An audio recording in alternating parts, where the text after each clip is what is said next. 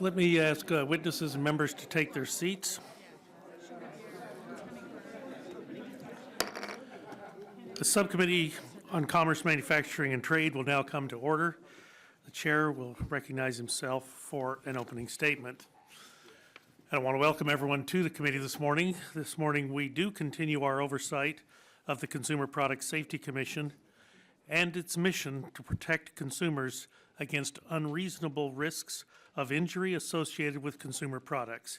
It is a very timely hearing, and it is a very timely hearing as we prepare to enter into our budget season. This subcommittee held a hearing earlier in this Congress with 4 of the commissioners present about the status of the agency agenda. Really, 2 key issues emerged that warrant further attention. First, the need for collaboration between the Commission and industry to achieve voluntary safety standards for regulated products. Secondly, there were concerns about the Commission's overextended rulemaking docket. There were concerns about mission creep, and there were concerns about repeated requests for unprecedented user fee authority without the requisite justification. And I did stress at the time, and will stress again today, that when your mission is safety and your resources is scarce, it is critical that you prioritize your activities where you have clear authority and where you can protect the most people. I hope we will hear about progress today, particularly on the recreational off-road vehicle front. I hope that we will hear about a commission that wants to use technology to help innovation rather than impede it. We have done a whole set of hearings on technology disrupting industry. At some point, we need to look at how technology can disrupt Washington and make Washington work better to encourage innovations and to encourage job creation. The innovation driven by the private sector cannot be replicated in the confines of the government. This is recognized by the preference for voluntary safety standards in the Commission's authorizing statute, the National Technology Transfer and Advancement Act, and even in the Office of Management of the Budget. Their recent circular A119, where they coordinate and clear things through the Office of Management of the Budget, that is currently in the process of being updated. The American National Standards Institute, the Underwriters Laboratory, are widely known and respected institutions that have worked with industry within and outside the Commission's jurisdiction to help develop voluntary consensus standards. These standards are technical in nature and are generally set to achieve, as their name implies, performance goals, as opposed to the government mandating product construction. Turning to the Commission's rulemaking docket and request for unprecedented user fee authority, I am interested in hearing from our witnesses today about how these outstanding issues impact a company's ability to plan for the future and a company's ability to innovate. For example, since our last hearing, there has been no change in the status of some of the most controversial processes and rulemaking. This includes a rulemaking that is still pending to upend the incredibly successful voluntary recall program. The import surveillance rulemaking, commonly known as the 1110 rule, has now been turned into a pilot program with 8 participating companies. The pilot's implementation guide was updated just a few weeks ago to reflect the first feedback received from the Customs and Border Protection Support Network Working Group. The Commission has renewed their request for unprecedented user fee authority, which, besides the constitutional question at hand, is premature given the early stages of the pilot project. I am interested to hear from the panelists what outstanding issues remain with the pilot's development and what benchmarks we should be looking for when the Commission reports on the pilot's progress. Finally, it is incumbent upon this subcommittee to find out whether there has been any progress on reducing third-party testing burdens for small businesses in the United States. This is a bipartisan concern and has been addressed multiple times by Congress since 2011. It is frustrating to be sitting here today, years later, without this issue being resolved. I think we all share the goal of preventing tragic and unfortunate injuries from consumer products.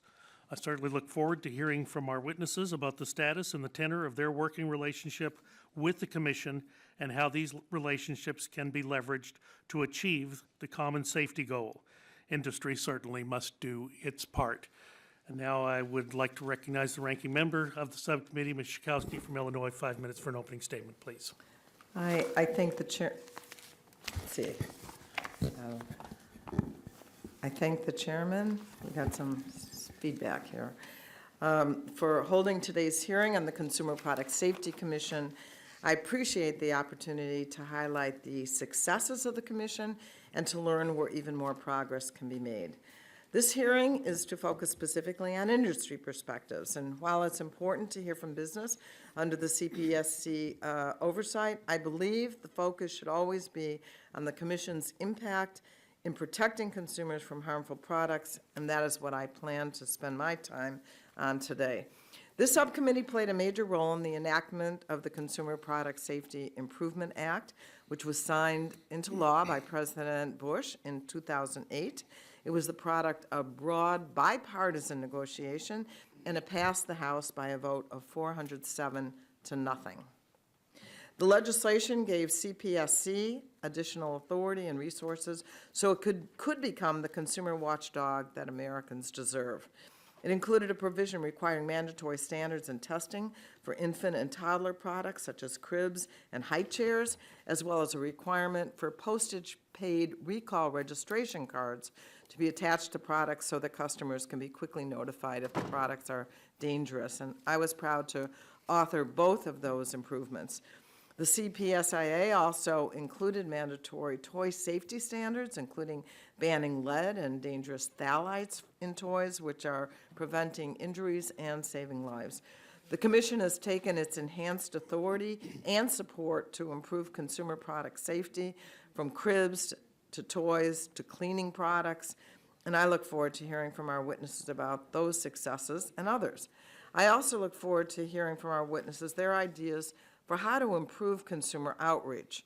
In the context of auto safety, we've discussed ways to improve notice to consumers of recalls and how to increase consumer responsiveness to recalls. That same concept is just as important in this context, where notice to consumers and consumer response is actually much lower, but where failure to act can have a similar deadly consequence. I will say that I am disappointed that today's hearing does not include a member panel on bills related to CPSC oversight and regulation of guns, which no less than 4 members have asked for.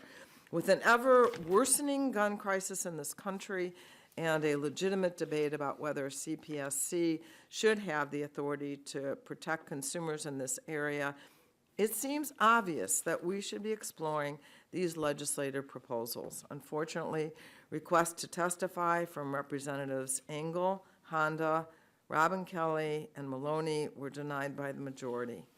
Again, I look forward to hearing from our witnesses about the progress we've seen at the Consumer Product Safety Commission and where the Commission should go from here. And I wonder if you want any time? Okay. And let me just say, with a couple minutes, before I was elected to office, I identified myself as a consumer advocate. And I'm sure many of you enjoy or appreciate being able to see dates on food. And in 1970, when I was a very young housewife, we got together, 6 of us, I was the 6th, and modestly called ourselves National Consumers United, all 6 of us. And we went to work cracking the codes that were on every product. You could not tell how old the food was.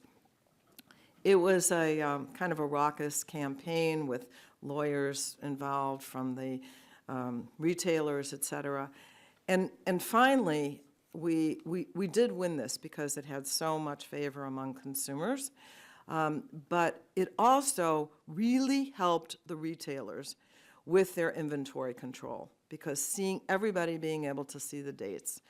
There were no laws passed, but the whole idea mushroomed, snowballed, and now people really rely on those dates. So I guess my point is this, that we can find ways where consumers and the industry, our interests coincide and we make life better for everyone. That incident as a very young housewife really changed my life as someone who could get something done, and it has been my mission ever since that we find ways that we can make the marketplace more fair for consumers. And I yield back. Gentlelady yields back. Chair thanks. The gentlelady. Chair recognizes the gentlelady from Tennessee for 5 minutes for an opening statement, please. Thank you, Mr. Chairman, and I want to welcome those of you who are on the panel today. Please know we have a Medicaid hearing going on down on first floor. So we're going to be back and forth a little bit today and sharing our time. The chairman mentioned some of the problems with the 1110 import system, and we're going to want to come back to you on that issue with some questions. Third-party testing burdens, there are some issues that remain with this program. I really would like to just go a little bit to the point. We feel as if we've given you a mandate to reduce these regulatory burdens and testing burdens, and to look at the marketplace as a whole, and to say, how do we achieve our goals with product safety, consumer safety, and how do we do this in an effective and efficient manner that is going to be fair to the taxpayer. And we're going to look at you come to you with some questions about how you're relieving that regulatory burden and what you see as being some best steps, next steps, as we try to reduce that. With that, Mr. Chairman, I'm going to yield back my time, but say we do want to approach a couple of these specific issues with you with specific answers. Thank you. Chair thanks the gentlelady. Gentlelady yields back. The chair recognizes the ranking member of the full, Mr. Pallone, 5 minutes for an opening statement, please. Thank you, Mr. Chairman. I want to start by noting that we received letters from Representative Engel, a member of the full committee, Mr. Honda, Mr. Maloney, and Ms. Kelly, requesting a member panel at this hearing. And each of these members has introduced legislation that would amend the jurisdiction of the Consumer Product Safety Commission over guns and toy guns.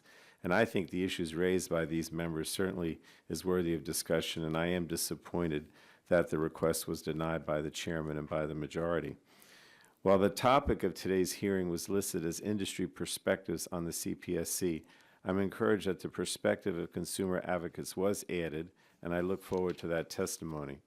In 2008, Congress passed the Consumer Product Safety Improvement Act, CPSIA, and the follow-up legislation in 2011 made major improvements to CPSC's operations and to the safety of consumer products. One of the most successful sections of the CPSIA was the Danny Kaiser Child Product Safety Notification Act, which was authored by our ranking member Schakowsky. And this portion of the law requires the Commission to develop mandatory safety standards for durable infant or toddler products such as infant walkers, high chairs, and cribs. Final safety standards for 14 products have been promulgated, and proposed safety standards for 6 more products have been issued. And that's great progress, but there's still more to do. As the Commission moves beyond implementation of CPSIA, the Commission needs an agile system to deal with emerging hazards. Recently, we have heard numerous reports of hoverboards catching fire or exploding, not to mention all those videos of riders falling off of their hoverboards. There is the ongoing issue of artificial turf fields. For over a year, I've been calling on the CPSC and others to conduct a comprehensive review of these fields and questioning the safety of crumb rubber used on artificial playing turf and playgrounds across the country. That crumb rubber is made of recycled tires that often contain cancer-causing chemicals. It's clear that we need more information about the safety of crumb rubber, but in the meantime, kids play on it every day, and so we need to begin this review immediately. Although the CPSC commissioners are not here today, I look forward to hearing from our witnesses about how the CPSC can work with industry and consumer safety advocates on these types of emerging hazards. I want to know how the Commission can best address foreseeable risks and be better prepared when unexpected problems occur. We should strive for proactive safety instead of just waiting to react after injuries or deaths occur. We should continue to encourage new and innovative products, but they must be safe for consumers. and the CPSC plays a vital role in protecting lives of all Americans. It's a small agency with a big mission, but we must ensure that the CPSC has the support from Congress and the resources it needs to fulfill its mission. I yield back, Mr. Chairman.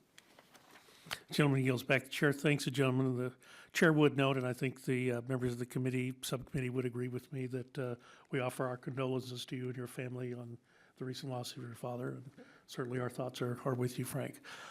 That concludes our opening statements.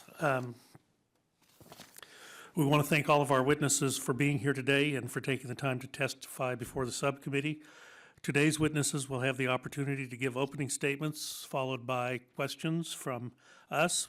Our panel today, for today's hearing, will include Mr. Eric Pritchard, the Executive Vice President and General Counsel for the Recreational Off-Highway Vehicle Association, Mr. Jonathan Gold, the Vice President for Supply Chain and Customs Policy at the National Retail Federation, Ms. Rachel Weintraub, the Legislative Director and General Counsel for the Consumer Federation of America, and Mr. Mark Felon, Director of Regulatory and Legislative Affairs at the Juvenile Products Manufacturing Association. Sincerely appreciate all of you being here today. We thank you for the privilege of your time. We will begin the panel with Mr. Pritchard, and you are recognized for 5 minutes for an opening statement, please. Good morning, Mr. Chairman, Ranking Member, and members of the committee. My name is Eric Pritchard. The green light is on. Is that better? Okay. I'll start over. Good morning. Mr. Chairman, Ranking Member, members of the committee. My name is Eric Pritchard. I'm the Executive Vice President and General Counsel of the Recreational Off-Highway Vehicle Association, commonly known as ROVA.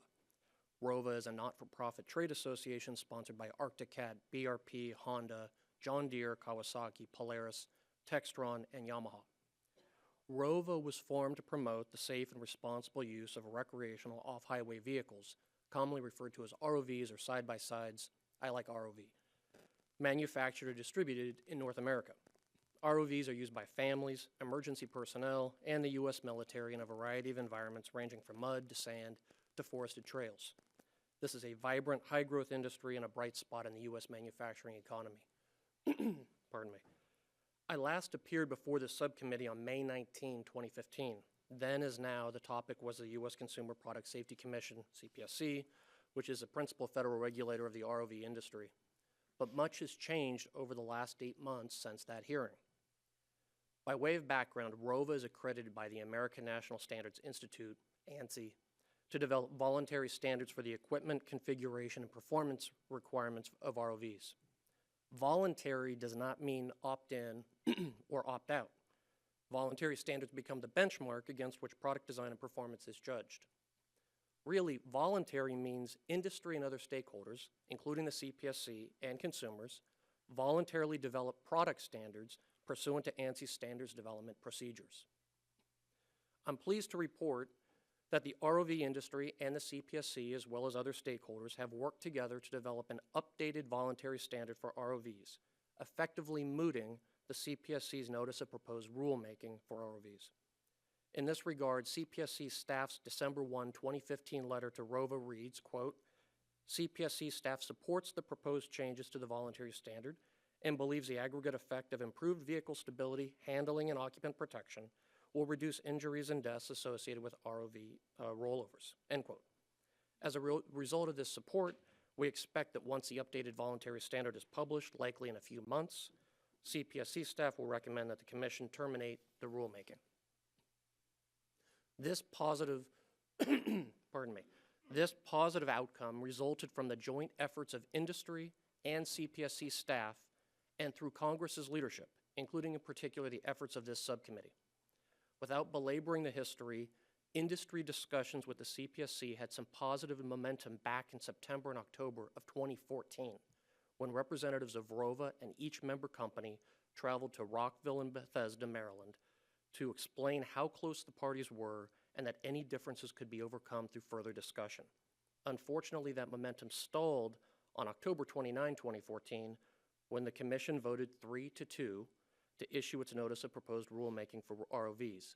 Nevertheless, the industry and CPSC resumed their discussions with meetings in March, May, July, and October 2015, culminating with ROVA circulating the updated draft voluntary standard a few months ago. The leadership and efforts of the U.S. Congress were instrumental in helping industry and the CPSC achieve this positive result. Senators and representatives from both parties repeatedly encouraged the CPSC to engage in the voluntary standards process rather than pursue rulemaking. This subcommittee went further and elicited testimony from various stakeholders, including from CPSC commissioners and the industry, regarding the ROV In-Depth Examination Act, the RIDE Act, which would require an independent examination of CPSC's proposals and supporting data by the National Academy of Sciences, among others. Due to the successful agency-industry collaboration on the updated voluntary standard, however, it now appears that that review required by the RIDE Act will not be necessary. This process was costly and time-consuming for both CPSC and the industry, and we appreciate the CPSC staff's diligence in working through the issues with us.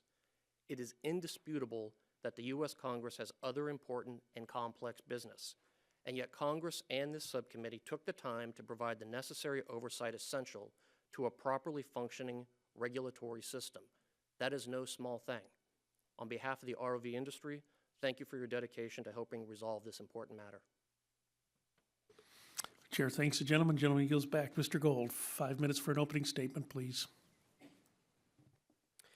Good morning, Chairman Burgess, Ranking Member Schakowsky, and distinguished members of the subcommittee.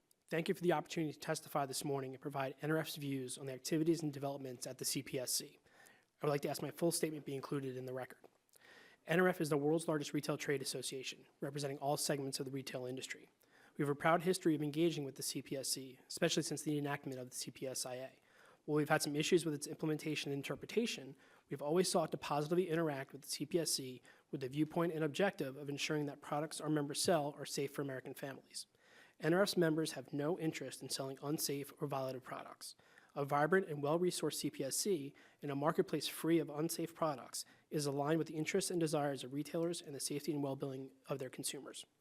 NRF has, for several years, strongly encouraged the CPSC to create a permanent trade advisory group, similar to the Advisory Committee on Commercial Operations to U.S. Customs and Border Protection, the COAC, which routinely advises the CBP on the many complex issues relating to both imports and exports of goods. The CPSC did facilitate the formation of a product safety working group under the COAC to advise on the proposed product safety certificate e-filing mandate, the Section 1110 rule. We appreciate Chairman Kaye helping to facilitate this working group, which has led to the creation of the current e-filing alpha pilot. Again, having an official advisory committee in place to tackle these and other complex supply chain related issues will help the CPSC in the future. Now, the Section 1110 rule did contain many troubling provisions in addition to the sweeping new mandate, including the possibly changing who is required to issue the CPSC certificate and expansion of the data required on the certificates. We hope the pilot will address some of these issues and concerns that we have moving forwards. NRF members are also concerned with two other proposed regulations that may have little benefit to consumer safety but enormous burdens on the regulated industry. These include the proposed voluntary recall rule and the so-called 6B rule. NRF strongly questions these proposals' necessity, let alone the enhancement of product safety. They would place new mandates and burdens on companies that voluntarily report information to and that offer to voluntarily recall products in conjunction with the CPSC. Chairman Kaye has publicly stated that these two proposed rules are not his priorities. We would then urge the Commission to formally withdraw these proposals and initiate formal stakeholder discussions about how such rules can best serve and benefit consumers. Another related proposal before the Congress is a renewed request by the agency for authority to impose user fees for the agency's risk assessment methodology to screen imports for possible product safety violations and risk. While we strongly support risk-based targeting, we have many questions about how such a user fee will be developed, collected, and used. Mr. Chairman, we believe that programs such as the Retailer Reporting Program could continue to provide valuable information to the agency. The program is in limbo right now as the agency continues to conduct an internal review. We believe a robust retailer reporting program will provide benefits to the CPSC, program participants, and most importantly, consumers by alerting the agency to product safety issues at the very earliest stage possible. As the CPSC moves forward towards regulating in the enormously complex and fast-changing global supply chain, we strongly believe that the agency needs to further collaborate with all stakeholders to ensure that regulations not only meet their stated goal, but do so in a way that does not overly burden the industry. Regulations must not only work, but they must be implemented in a seamless manner. I will note that there does appear to be a new spirit of bipartisanship among the commissioners. Chairman Kay, all of the commissioners, and senior staff seem to be more willing to listen to the views and concerns of agency stakeholders. These are very welcome trends and ones which we again hope will materialize into more permanent efforts to engage the public and those most impacted by the Commission. Finally, Mr. Chairman, I would like to briefly raise an issue of concern for retailers. That is the real and growing trend of the CPSC to look primarily to retailers for recalls and other corrective and punitive actions, rather than other participants in the supply chain that might be better positioned to both identify and respond to product safety issues. Traditionally, the CPSC has looked primarily to product manufacturers to identify and report product safety issues, as well as undertake product safety recalls. This makes sense since the product manufacturers are typically in the best position to identify, understand, and respond to product design, manufacturing, or other problems that may lead to a consumer hazard. That presumption seems to have been reversed, and more recalls are being sought first, and in many cases solely of retailers. Mr. Chairman, the years of adjustment immediately following the enactment of the CPSIA were difficult and at times even chaotic. Things seem to have regularized, and NRF and its members recognize and appreciate the recent efforts of this Commission and the dedicated CPSC staff to try to bring additional clarity and stakeholder engagement to the agency's still changing policies and practices, but much more remains to be done on this front. The traditional agency model of everything invented here no longer works in the real-time world of global supply chain dynamics. We are dedicated to continued positive engagement with the agency and its leaders to ensure that the safety of American families continues to be our mutual and primary objective. Thank you again for the opportunity to testify and look forward to questions. The Chair thanks the gentleman. Chair now recognizes Ms. Weintraub. 5 minutes for your opening statement, please. Chairman Burgess, Ranking Member Schakowsky, Ranking Member Pallone, and members of the subcommittee. I appreciate the opportunity to provide testimony on CFA's perspectives on the CPSC. I'm Rachel Weintraub, Legislative Director and General Counsel with CFA. CFA is a nonprofit association of approximately 280 pro-consumer groups that was founded in 1968 to advance the consumer interest through advocacy, research, and education. The CPSC has been working hard to protect consumers from product hazards. The CPSC has been communicating with businesses about CPSC rules in an unprecedented way, including the recent release of a regulatory robot, which will help businesses determine which product safety rules apply to their products in real time.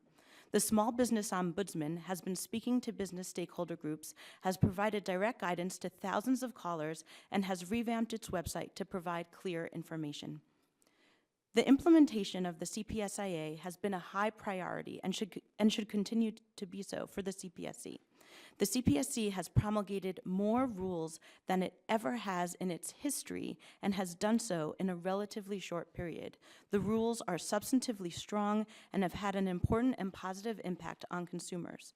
Because of the rules promulgated by the CPSC, over a dozen infant durable products, including cribs, infant walkers, play yards, and strollers, must now meet new robust standards. For all of these products, third-party testing and certification requirements are required. This work must continue. Another high priority for the CPSC is the Consumer Incident Database, saferproducts.gov, required by CPSIA. 27,273 reports have been posted to the site, and the database is an important and useful tool for consumers, researchers, doctors, coroners, and the CPSC. We urge the CPSC and Congress to use this resource to protect consumers. We urge the CPSC to prioritize these emerging and long-standing issues that they are already working to address. For example, the CPSC is actively investigating at least 48 hoverboard fires in 19 states. The CPSC sent out 2 statements on hoverboards warning consumers of potential risks, announcing investigations into the incidents, and providing consumer recommendations. The CPSC announcements have been relied upon by many entities who have sought to protect consumers. Unfortunately, we know that these products remain in consumers' homes, potentially posing risks. Potential safety concerns have been raised about crumb rubber from tire scraps that are used in playground surfacing and synthetic field surfacing. Health risks posed by these materials could include lead exposure and cancer risks.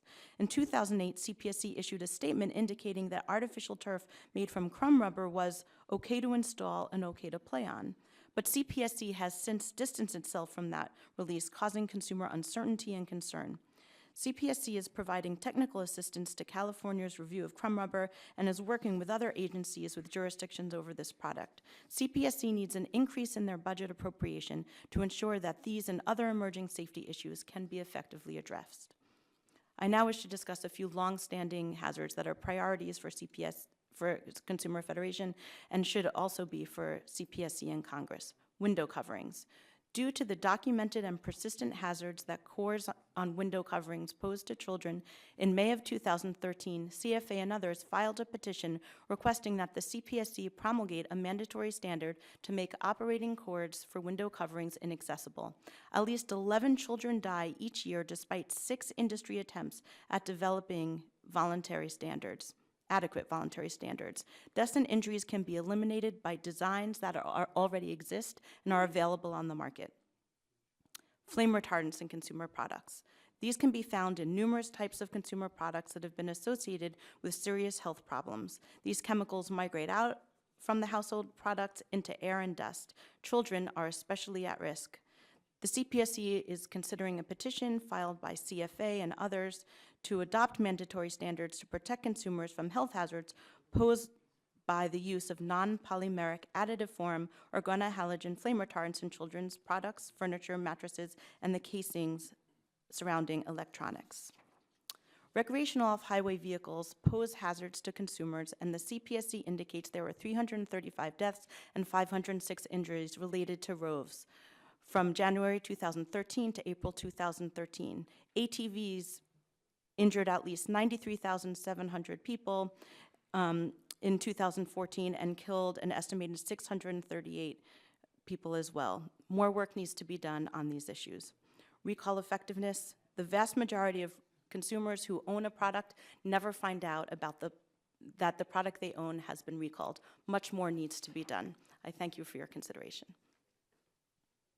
Chair thanks the gentlelady. The chair recognizes Mr. Felon. 5 minutes to summarize your opening statement, please.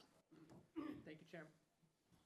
Thank you, Chairman Burgess and Ranking Member Schakowsky, for the opportunity to provide testimony to this committee. JPMA is a national not-for-profit trade association representing 95% of the prenatal industry, including the producers, importers, and distributors of a broad range of child care articles that provide protection to infants and assistance to their caregivers. Innovating, manufacturing, and providing safe products is the priority for JPMA members. As a new father to my 5-week-old son, Tucker, I personally understand the importance of ensuring that our children are safe in all environments and that parents and caregivers are educated about the importance of using juvenile products safely. My testimony today will focus on 3 areas. First, JPMA's relationship with the CPSC as it relates to Section 104 of the CPSIA. Second, CPSC staff involvement throughout the ASTM process. And third, industry concerns that the integrity of the ASTM standard setting process be maintained as it relates to Section 104 rules. JPMA has been instrumental in the development of many key standards that have advanced public safety. For example, ASTM Subcommittee F1518 on cribs, toddler beds, and changing tables received former Chairman Inez Tenenbaum's inaugural Chairman's Circle of Commendation Award for its work as crucial to the development of CPSC's new mandatory crib standards, the strongest in the world. JPMA and CPSC staff have worked collaboratively throughout the ASTM process. Relying on each other's expertise, we have been able to enhance safety through the ASTM consensus process by facilitating the creation of effective standards based upon hazard data. Like any relationship, it is not always without complications. Let me be very clear. Our industry appreciates uniform national safety regulations. The ASTM process is the backbone of many advances in product safety. However, this process is based upon consensus agreement only after consideration of data and sound hazard analysis. Over the years, our members have taken CPSC input into account when developing and revising the ASTM juvenile product standards. We believe in the collaborative nature of the process. However, for its part, CPSC staff must better understand and appreciate the realities of implementing standards for the design and production of actual products. As this committee knows, the CPSC is a data-driven agency. ASTM participants often rely on CPSC staff to provide summaries of verified incident data and engineering analysis. Historically, such data has been provided in accordance with CPSA Section 6 requirements. Unfortunately, most recently, such data has not been shared as required for effective standard setting. We urge the CPSC to provide such data as available and believe that the process works best when it is a two-way street. We agree with the CPSC's recent recognition in its strategic plan to address such shortfalls and applaud its desire to improve its data systems and increase database decision-making. Additionally, our members have significant concerns about the manner in which warnings are currently being discussed through the ASTM process. We remain committed to safety and advancing the standards, but believe that arbitrarily changing language and/or format in the MPR, after it has been discussed and balloted on multiple occasions within the ASTM process, does not allow for the best standard to be incorporated as the final rule. Additionally, staff action has created the perception amongst many participants at ASTM that the CPSC will ultimately change the standard during mandatory rulemaking regardless of consensus at ASTM. At the end of last year, participants of ASTM shared in a letter to the chairman this sentiment and urged the CPSC to delay implementation of any juvenile product rulemaking specific to product, package, and instruction warning until a consensus-based approach could be reached. That letter has been submitted for the record for your review. JPMA believes strongly in the importance of effective recall combined with government cooperation. The CPSC's award-winning voluntary recalls program has saved manufacturers countless hours of negotiations and ensured that recalled products are voluntarily and quickly removed from traditional and virtual store shelves. The proposed changes to the voluntary recalls rule are unnecessary and problematic. Congress has had on multiple occasions the opportunity to make changes to the 6B process, but has not. We agree that the confidentiality safeguards available under CPSA Section 6B are vital in maintaining a process that has been in place and working for decades. While we do not agree with the Commission's decision to keep these projects in the operating plan, we do appreciate the Chairman's public commitments that neither of these will be heard for decisional votes. The CPSC and JPMA share the same goal, to advance safety. We commend the Chairman for his willingness to work with industry on issues such as the electronic filing of certificates at import. We are also encouraged with recent studies commissioned by the CPSC to look for ways to reduce the burdens posed by excessive third-party testing requirements and hope that these efforts will finally result in meaningful relief to all companies, specifically small ones. The CPSC leadership and staff continue to state that there is an open-door policy at the agency for all stakeholders. It is paramount that this policy be maintained and respected. We look forward to our continuing engagement with the committee and the CPSC and the ability to walk through an open door. Thank you, Chairman Burgess and members of the committee for calling this hearing and inviting JPMA to testify. I look forward to your questions. And the chair thanks the gentleman. Chair thanks all of our witnesses today, and certainly thank you for spending your time with us this morning. We will move now into the questions portion of the hearing. I'll recognize myself for 5 minutes for questions first. And Mr. Felon, congratulations on the birth of your 5-week-old. You look Thank you. awfully well rested for someone with a 5-week-old at home. Very supportive wife. There you go. Well, your members are pretty heavily engaged in voluntary standards in a unique manner. Can you give us a sense of the overall relationship between your industry and the commission? Where is the collaboration particularly strong, and where are there points of tension? Overall, the relationship between our agency and the CPSC and the ASTM process is extremely strong. We've had multiple occasions where CPSC has referenced the final ASTM rule without changes. So for the most part, it's a good and positive dialogue. Where there's concerns right now amongst industry and our relationship are really when it comes down to warning labels and the way that discussion is currently occurring. There's been a lot of work, many ad hoc committees that have discussed this, and unfortunately the resolution just doesn't seem to come to fruition at this issue. Are you hopeful or optimistic that that gulf could be bridged? Unfortunately, based on recent discussions, I feel like we're at an impasse, and the fear is that the CPSC is going to go ahead with rulemaking and incorporating of the ANSI standards without necessarily going through the ASTM process. Well, thank you for sharing that with us. Perhaps that's something where the subcommittee could have some additional interest. Mr. Pritchard, you were here before, and I certainly thank you for your remarks this morning. It's rare as a member of Congress when we hear that we have done our job and things have worked, and so I appreciate you for sharing that experience with us. But in May, when you testified, your industry was right in the middle of updating its voluntary safety standard. It was contentious with the Consumer Product Safety Commission staff. How important was it for your industry that the CPSC staff reevaluated their recommendations to the commission once the voluntary standard was updated? So I think the staff is in the middle of that, the reevaluation of the recommendation to the commissioners.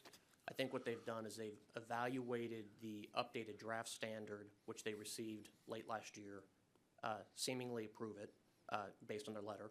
We've had good conversations about it, and in our view, we are moving forward to finalizing the voluntary standard. At that time, we think that the staff will recommend that the commission terminate the rulemaking. But, to get from where we were to here took a lot of steps and a lot of conversations, and frankly, Congress's involvement was crucial. There's just nothing else to say about it. I think we were, in a place where we had our position, they had their position, and someone needed to help come in and break the logjam and get the parties talking to each other and listening to each other a little bit better. And I would just want to add to that point that those conversations have continued. And so I think we're in a much better place than we were 8 months ago, even 6 months ago. And that is to what you attribute the breaking of the logjam?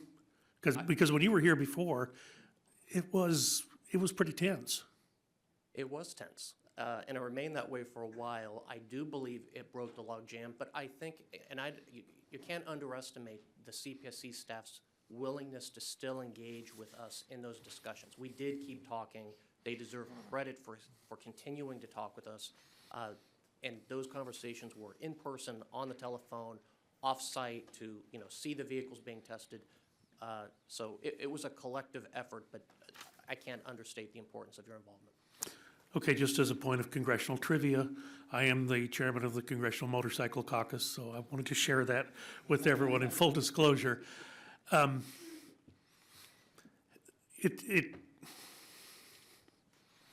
and I will too say, I mean, the staff at the Consumer Product Safety Commission, it's been a few years since I have been out there and visited with the staff, but I have done that. In fact, when we were working on the bill in 2007 and 2008, and the staff, certainly nonpartisan, certainly they're dedicated to their job of consumer safety. Some days or some things, some areas where they look quite innovative in their ability to actually create the tools that they needed to test a particular product. So I just want to echo your sentiment on on what a good job that the staff does. And certainly they don't get singled out for praise often enough. Mr. Gold, I just want to address one thing with you, and I may provide some follow-up questions for you. In your testimony where you said, finally, I would like to briefly raise an issue that has not been discussed with the subcommittee or generally to date, and the recalls being visited upon the retailer as opposed to the manufacturer. And when I sat on this subcommittee many years ago, when Chairman Rush was the subcommittee chair, this seemed to be a significant problem, that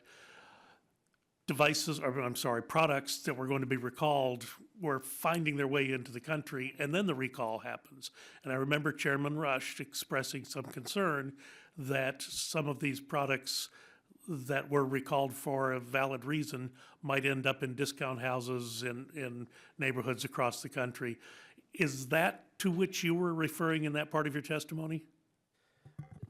Mr. Chairman, no. Unfortunately, we're seeing instances where just products in general, the CPSC is going to the retailer first to push for recalls. We're seeing some issues, as the two issues that were mentioned earlier, with hoverboards and window coverings, where the CPSC is going to the retailer and trying to make sure that products are pulled off the shelves or a recall is done without working through the process and working with the manufacturers. We know it's a long-standing process.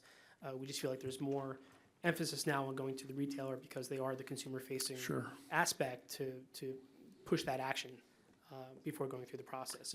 And as far as the other products we were talking about, this is where kind of the risk-based methodology comes in, and risk targeting, and the ability to do that to make sure you don't have these volatile products coming into the country from the start. Yeah, I do want to follow up with you in writing off for the record. Ms. Schakowsky, recognized for 5 minutes for questions, please. Well, hoverboards have come up a number of times. They were one of the most popular holiday gift this year, but unfortunately, we've been hearing more and more reports about hoverboards exploding and catching fire unexpectedly. So far, at least 20 U.S. colleges, several major airlines, and a few cities have banned them. and some retailers have started taking them off the shelves. Just yesterday, ABC News reported that a home fire in Tennessee was caused by a hoverboard that burst into flames. But a consumer who really wants one can still find one, and they are still unregulated. So, Ms. Weintraub, when it becomes apparent that a new product poses a safety risk, how can we ensure that things move quickly to reduce the number of accidents, such as leveraging rules that already exist for similar products or component parts? Well, I think what you suggested is exactly right. I mean, we need safety standards. And I think for this product, we don't need to start from scratch. And UL, for example, is expert in lithium-ion batteries. There are other standards. They are already moving on a standards process. Hoverboards could fit into motorized scooters within ASTM, and they are also beginning the voluntary standard process. Since they don't need to start from scratch, hopefully this process will move faster. But even before a product comes on the market, we think it is the responsibility of the manufacturer to do a risk assessment, figure out what hazards could this product pose, what hazards have other similar products posed, and are there similar standards, if not exact standards, that couldn't be complied with to prevent that type of hazard. Consumers also, in a case like this, need concrete information. They need to know whether a product that their child is riding, that's sitting in their home, could explode, could cause a fire. So we hope investigations that the CPSC is conducting, and our understanding is they've been working around the clock, they've worked over the holidays. We're very much hoping that this investigation will lead to the information so that consumers can have concrete information so that products that have caused fires will be recalled. And that's what consumers need, clear information. While it's very positive that there are some retailers that aren't selling these products, it's still very consuming and they're still very available for purchase. Right. Hoverboards are not exclusively a child's product, so they're not subject to the same safety standards as toys. Is there a gap that we should be concerned about? Should there be more strict standards in place for products like hoverboards, which are not made just for kids, but are certainly used by kids? I think there is a gap for any product that is not subject to a voluntary or mandatory standard. We've seen this with infant and juvenile products, as well as with other products like hoverboards, that when there is not a standard already in place, there can be risks. And I think this product very much shows what can happen when there is not a standard and when manufacturers are not testing their products to similar types of standards to ensure, in this case, that the batteries and the charging mechanisms don't overheat and pose fire risks. I wanted to ask you about imports. The chairman of CPSC has said that inexpensive models of hoverboards manufactured in China are of particular concern and that many of the problematic units seem to be coming from there. Customs and Border Protection recently seized almost 3,000 counterfeit hoverboards that they said, quote, posed a potential health risk to U.S. consumers, unquote. So can you talk about some of the challenges associated with ensuring the safety of imported consumer products? Sure, especially in cases where products are manufactured overseas, imported, and there is not an entity in the U.S., it's very difficult for the CPSC to talk with that entity, to conduct a voluntary recall, to discuss safety issues. So I think that poses a specific risk to these types of products. I think it's for that reason that retailers who are the first contact that consumers have with these products are being contacted and do have a responsibility. And we certainly think that everyone in the supply chain, from the manufacturer to the retailer to testing labs, the entire supply chain has the responsibility to ensure that products on the market don't pose risk to consumers. And this is also why we are very supportive of CPSC's efforts at import surveillance, because another layer in product safety is to prevent these products from entering the U.S. market and getting into our homes. Great. I'll yield back. Thank you. Thank you very much. Gentlelady yields back. Chair, thanks. Gentlelady, the chair now recognizes the gentleman from Kansas, the author of the RIDE Act. 5 minutes for questions, please. Thank you very much, Mr. Chairman. Mr. Pritchard, what are the lessons learned?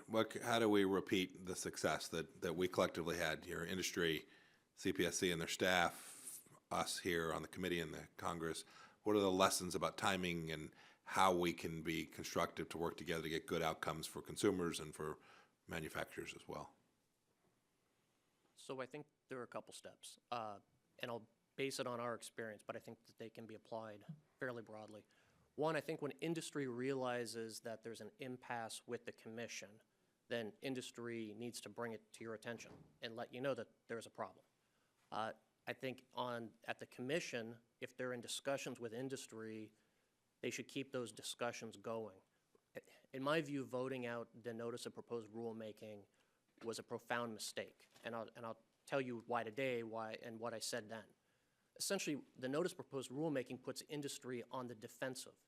And so then, in response, industry submits comments back, which are critical, which puts the commission on defensive. So at that point, it's really hard to have a discussion because everybody's basically got their backs up, Right. trying to defend positions rather than trying to reach the best outcome. So it's really industry's got a part to play in keeping the discussion going. The commission has a part to play in keeping the discussion going. And I think then Congress has to be involved early enough to be part of those discussions to let the parties know that Congress is paying attention and that Congress is expecting a sensible resolution, because I'm assuming you all don't want to have to deal with legislation every time an impasse comes up, whether it's with this federal regulatory agency or another one. That's a pretty fair assumption. Okay. Yeah. Thank you for that. Ms. Weintraub, you talked about the Consumer Product Safety Database a little bit in your opening comments. You said there were 27,000. What period was that over? So that's from, From inception. Conception, no, not Yeah. conception, From when creation. From when it began. When it began, I think it went online in 2011 until January 21st, 2016. And tell me what benefits you can tangibly identify that have resulted from that. Sure.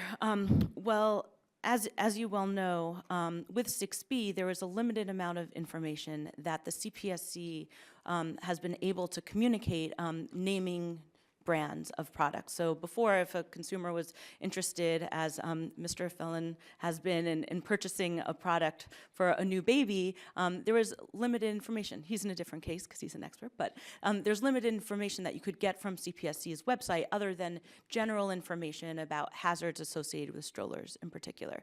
So what this database has created is a resource for consumers.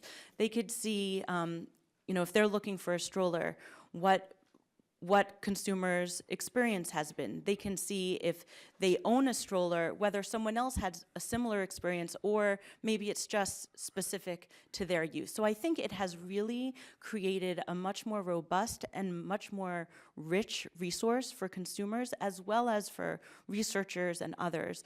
Something else we've been able to identify is what are the product categories that are most represented? Are there trends? So we've looked at this data for that type of information. Do you know what the error rate has been? That is, complaints that were made, items listed of those 27 that were just flat out wrong? They had the wrong manufacturer, it was unuseful information, or even worse? I'm sorry, do I know the number that had errors? Yeah, they were just flat out wrong. It was just I do somebody not. who was mad and they wrote down it was brand X, and it turned out they had nothing to do with brand X. I do not. Do you know how many hours were spent for manufacturers responding in the way that they're required to respond by law to items that appear on the CPSC database? I do not. Do you know how much it cost them to do that? I do not. So no tangible benefits that have been identified. That is, we can't quantify that, and you have no idea of what those costs were. I do not have knowledge of those costs. Great, thank you, Mr. Chairman. I'll yield back. And Chair thanks the gentleman. Chair recognizes the ranking member of the full committee, Mr. Pallone. 5 minutes for questions, please. Thank you, Mr. Chairman. My questions initially are to Ms. Weintraub about the crumb rubber issue. Over the last several years, questions have been raised about the safety of artificial turf, which is used in schools, parks, daycare centers, and sports fields throughout the country. An NBC News report in October 2014 documented a growing group of young athletes diagnosed with non-Hodgkin lymphoma who played on artificial turf fields filled with crumb rubber. and the chrome rubber is often made from recycled tires, which contains carcinogens. Following the NBC report, I sent a letter to the Centers for Disease Control asking for an official study to examine risks of continued exposure to chrome rubber. And in May 2015, during a hearing in front of this committee, CPSC Chairman Kaye agreed with me that more research is needed. And in October 2015, Chairman Upton and I sent a letter to the EPA once again expressing concerns on this issue. But I have to say that I'm disappointed that still nothing has been done. And clearly, this is a complicated issue. Many agencies are involved. So, Ms. Weintraub, are you aware of any existing industry standards to prevent the use of toxic chemicals in artificial turf? I am not aware of a specific standard for crumb rubber. We would certainly hope that since it is going into a children's product, that similar standards could be used as guidance. For instance, in terms of lead and other heavy metals, but I am not aware of a specific standard. Is the research sufficient to conclude that exposure to crumb rubber is safe and that it's okay for kids to play on it, you think? No, I do not think the research is sufficient, and we very much support your position and that of the CPSC that more research is needed and that all the entities, state, federal, need to work together as quickly as possible to research this issue. I think you answered my next question, was about CPSC's limited resources to investigate the possible health effects of prolonged exposure to crumb rubber.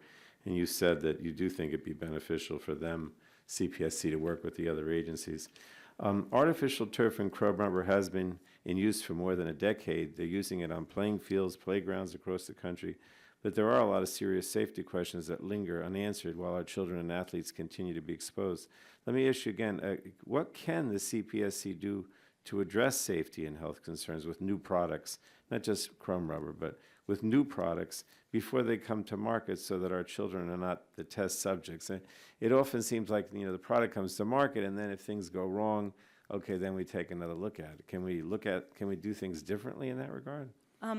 I think we can. I think the responsibility lies with the manufacturers of the products to ensure that they meet standards, if standards exist, and then if no specific standards exist, that they use those as guidance to ensure that they don't pose risks to consumers. We actually think that for many products, such as infant and toddler products, that product should not go on the market if there is not a voluntary standard. I think that the public thinks it's the opposite. They're shocked when you tell them that, well, the product goes on the market and then we see if it's safe. They assume that it's already been tested and it's safe before it goes on the market, but that's not the case, correct? Correct, and that's certainly true. I mean, consumers perceive that if a product is available for sale, that it's been tested by some entity for safety. We tried to bridge that gap with CPSIA for infant and toddler products, but we still have a long way to go. Well, let me just ask one more question about the artificial fields. I'm also concerned about the possible physical injuries that can occur while playing on artificial fields, such as joint injuries from increased resistance or burns from overheated turf. Should the CPSC also be investigating these other possible safety concerns, in your opinion? Definitely. All right. I have a minute left. I wanted to ask a little bit about emerging hazards, but I know I don't have much time. Is there a difference in how emerging hazards from consumer products are handled when they relate to a defect as opposed to an unintended use, such as, kids biting into laundry pods? I know when my wife started using these laundry pods, I was wondering what they were. But my understanding is that kids will think they're candy. So, the question is, does that response tend to be faster for one than the other of those two types of things? I really think, and I worked on the laundry pod issue as well as many others, and I think one of the biggest responsibilities of a manufacturer is to think of foreseeable use, which may include unintended use. But foreseeable use of how the product is used in the real world must be thought about, must be assessed, and the product must be designed for that foreseeable use. Okay, thanks a lot. Gentleman yields back. Chair thanks the gentleman. Chair recognizes the gentleman from Kentucky, Mr. Guthrie. 5 minutes for questions, please. Thank you, Mr. Chairman. Thank you for conducting this meeting, and thank all the witnesses for being here. My first question is for Mr. Pritchard. Based on your recent experience updating the ROV voluntary standard, should we be concerned about how the commission is using or not using scientific data to support these policy positions? Our experience was that the data did not support the commission's claims. To go back in time, we received the notice of proposed rulemaking in the briefing package, and it had a lot of claims in it with references to data and incident reports that were separate. So we requested all of those records and all that data and couldn't get it. We couldn't get it, and we ultimately filed a FOIA appeal, which was granted in its entirety some months later. When we dug into the data did not match, in our view, the claims, and we explained that in our comments back to the commission in response to the notice of proposed rulemaking.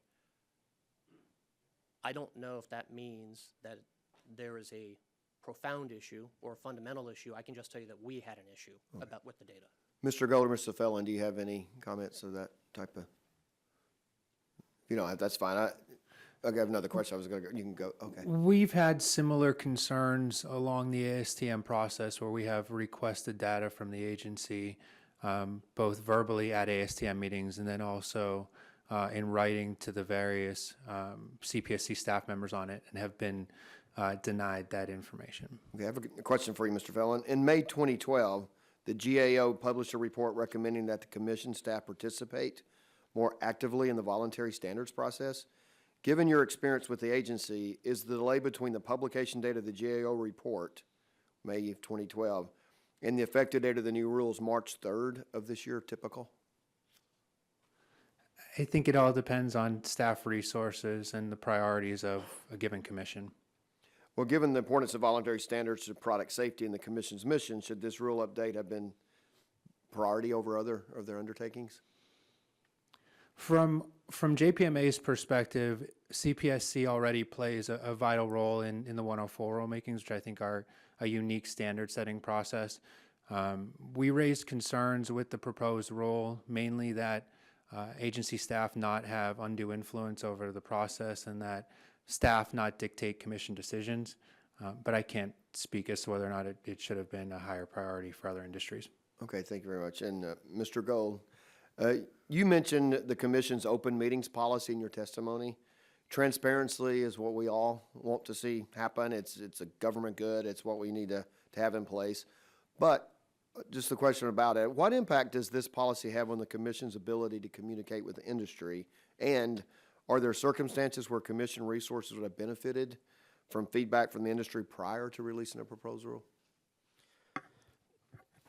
Thank you, Congressman. So I think the Alpha Pilot is probably the prime example of where there was an issue, because as this working group was created under the COAC, which is a Customs Advisory Committee, we had plenty of discussions with Customs, but yet CPSC was not in the room for these discussions, very technical discussions on how supply chains work, how data is transferred, who owns it at what point in time. So as this is a CPSC rulemaking, they're going to be relying on CBP to collect the data. Not having CPSC in the room to understand some of these difficulties was a little challenging, because we would have to rely on CBP to provide us information from CPSC with questions and challenges, and then we would have the discussions, and then we would have to rely back on CBP to go back to CPSC to do the interpretations. So we fully understand transparency and the need for that, but there are certain times when you have to have these technical meetings where you have companies who are talking about very business confidential information as far as how their supply chains work, and what data they have and when they have it. Those kinds of meetings get very technical, we think should be closed, and this is where an advisory committee, whether it's a FACA or some other committee, could help with this process moving forwards. It would have been nice had we had the opportunity to have these working group discussions or stakeholder meetings before the 1110 rule was put out to talk about some of this, so we didn't have a rule put out that everybody, was opposed to and listed a whole number of concerns.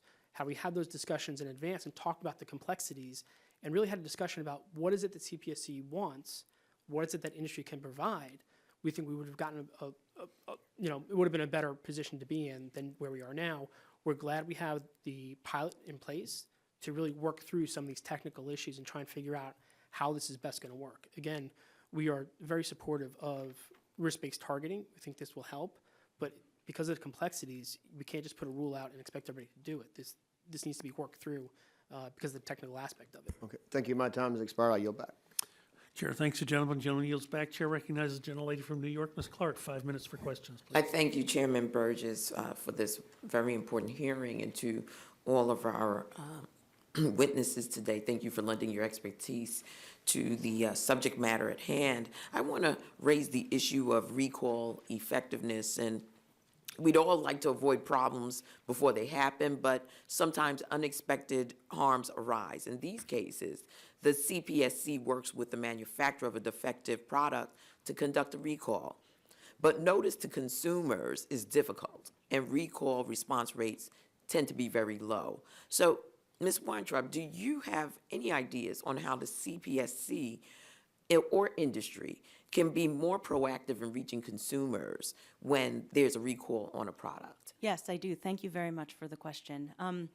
Both Kids in Danger and the chairman have said that those involved in selling products should use the same amount of energy and resources that they do to sell a product to get a product back that has been recalled. And we are very far from that goal.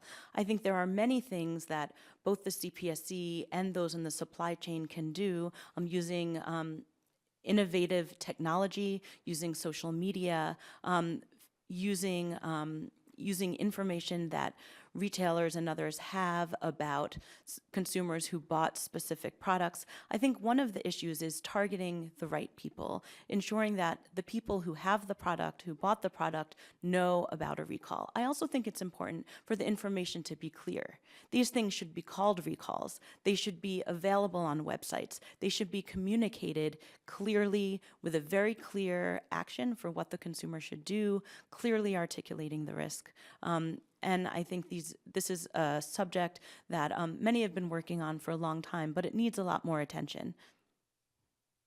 Thank you, Mr. Felon. The Danny Kesar Child Product Safety Notification Act requires manufacturers of durable infant products to provide consumer with a postage-paid registration card with each product to improve the effectiveness and response rate of recalls.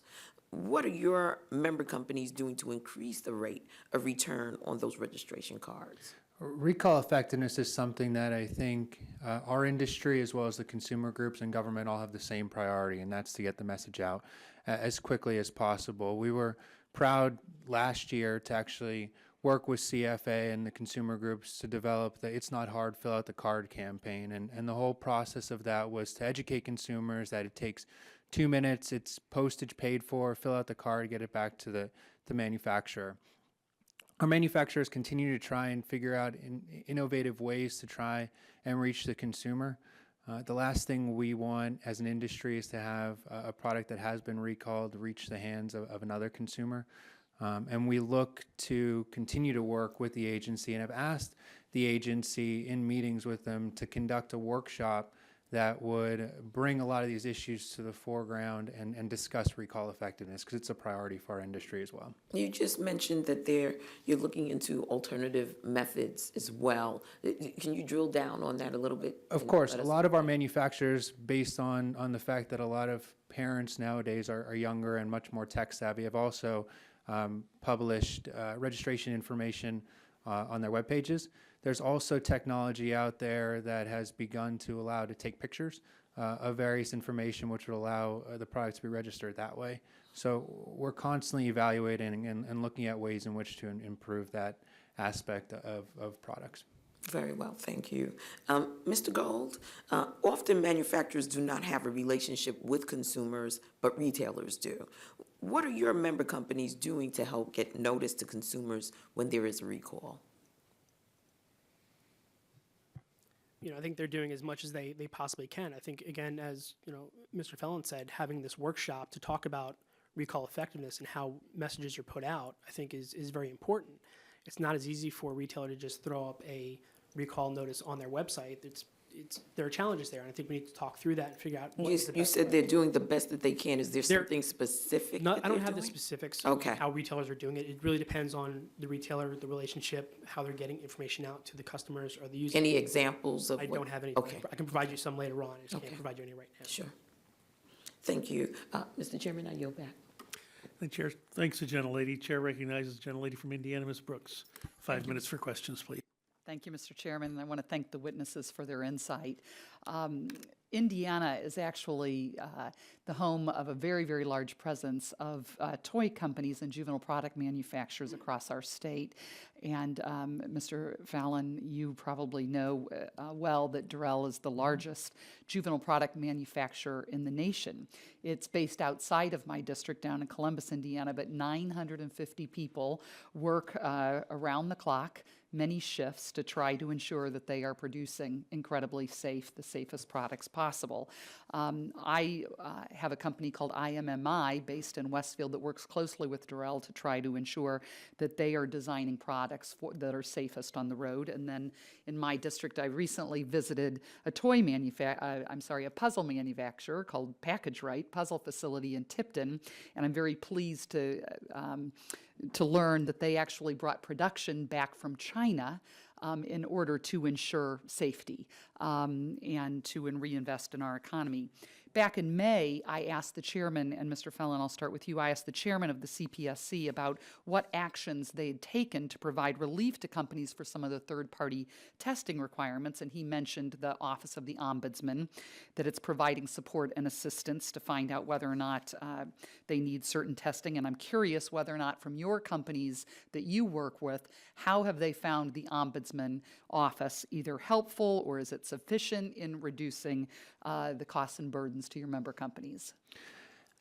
I don't know if it's necessarily helped in reducing the cost, but in terms of helping navigate a very complex regulatory framework, the Office of the Ombudsman has been extremely helpful in that capacity.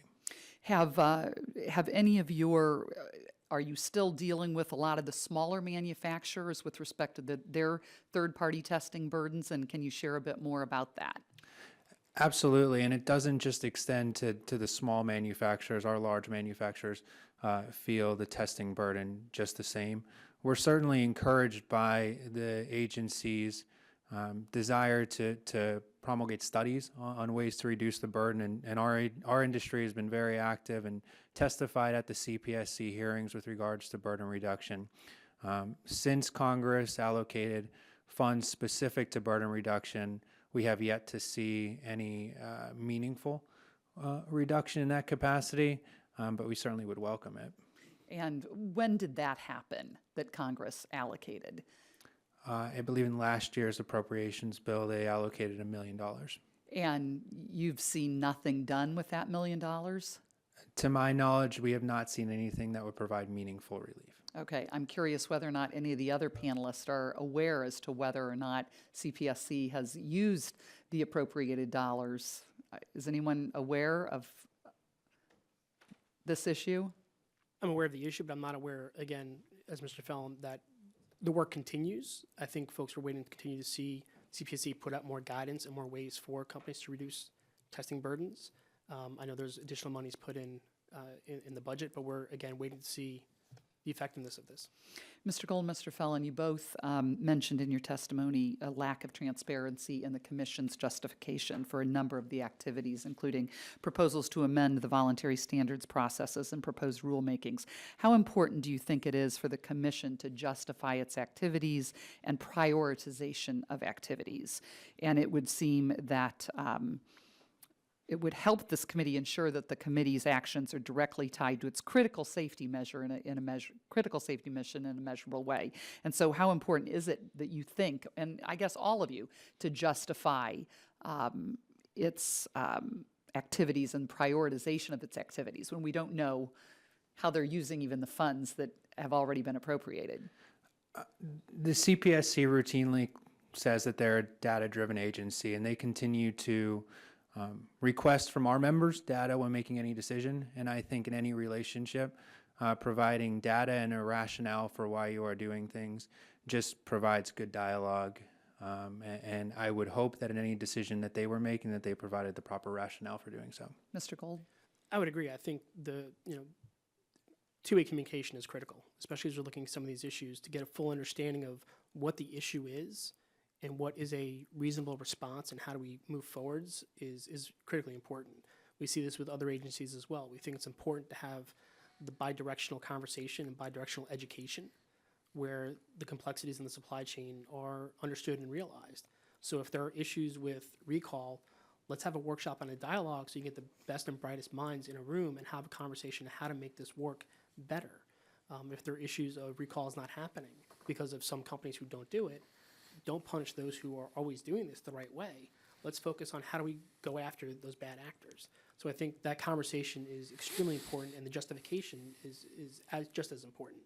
Thank you. And just from my conversations, Mr. Chairman, child safety is #1 priority for all these companies. Thank you. I yield back. Chair thanks the gentlelady. The chair recognizes the gentleman from Vermont, Mr. Welch.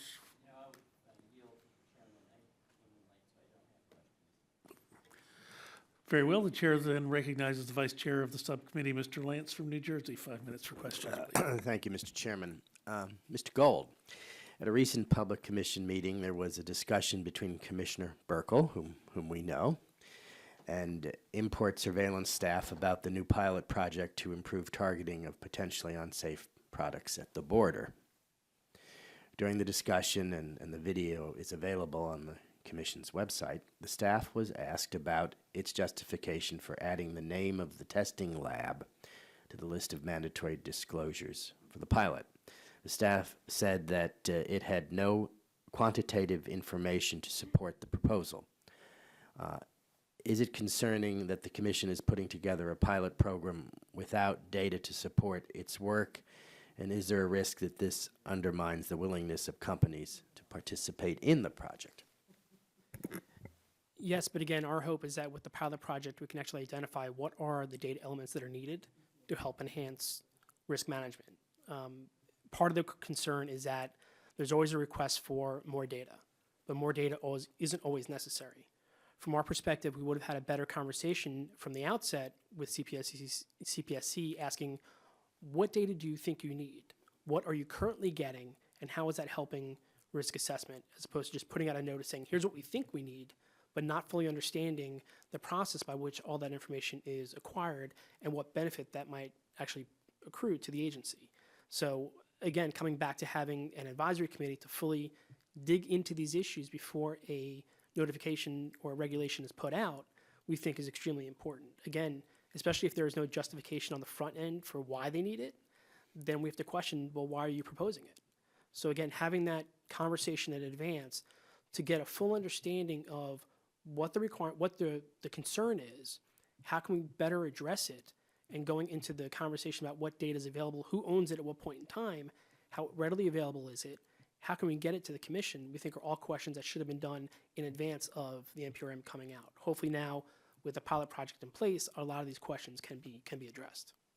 Thank you. Is there anyone else on the panel who would like to comment? Mr. Gold, how important is the voluntary recall process to retailers? How would the changes proposed by the Commission to the voluntary recall process have an impact on retailers' ability to get potentially harmful products off of their shelves? It's extremely important, and I think as was noted earlier in the discussion today, it's an award-winning program. The Commission themselves have noted that it's extremely important. I think there are concerns that any of these changes that have been proposed might stymie some of the information that might come to the Commission. Right now, there's times where there's not enough clarity on whether or not a report needs to be made. So right now, retailers, they have guidance from the Commission, when in doubt, report. If they have questions going forwards with some of the new requirements, they might not be so ready to report if they really don't have true knowledge of the issue. So I think, continuing with the program they have in place, if there are improvements that can be made, again, let's sit down, have a conversation, figure out what changes need to be made or adjusted to handle some of the issues.